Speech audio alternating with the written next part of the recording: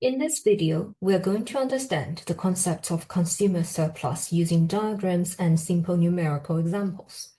I will start by reminding you of the concept of demand. Demand shows the relationship between the price of a good and the quantities that consumers are both willing and able to buy over a given period of time, assuming all other factors remain constant. This demand curve also represents consumers' marginal willingness to pay. In other words, it shows the maximum price consumers are willing to pay for each additional unit of the good. For example, suppose that the first unit of the good is valued at £16. This means consumers are willing to pay up to £16 for the first unit. The second unit might be valued at £14, the third at £12, and the fourth at £8. As we move down the demand curve, the willingness to pay falls, reflecting diminishing marginal utility. Now, let us introduce the concept of consumer surplus. Consumer surplus is the difference between what consumers are willing to pay and what they actually pay. Using an equation, consumer surplus can be calculated as people's maximum willingness to pay minus people's actual payment. To illustrate this, I will now draw a supply curve on the same diagram.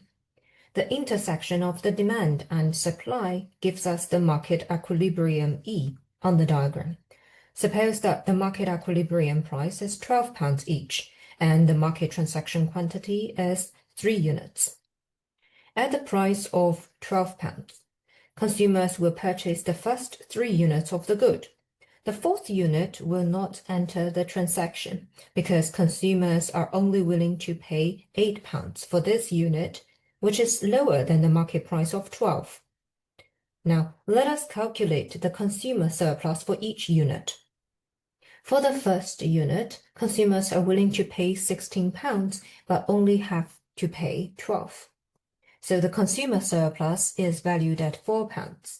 Similarly, for the second unit, consumers' maximum willingness to pay is £14, and the price is 12. So the consumer surplus is 2.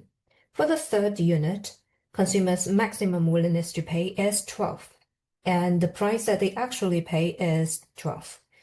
So the consumer surplus arising from this unit is 0.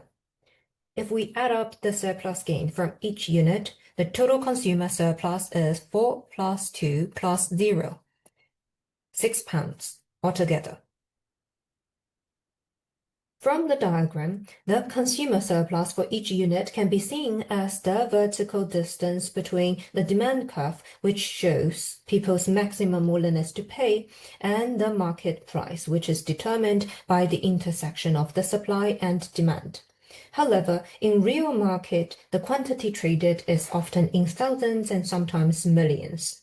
It would be impossible to calculate the consumer surplus by adding up the surplus from each individual unit one by one.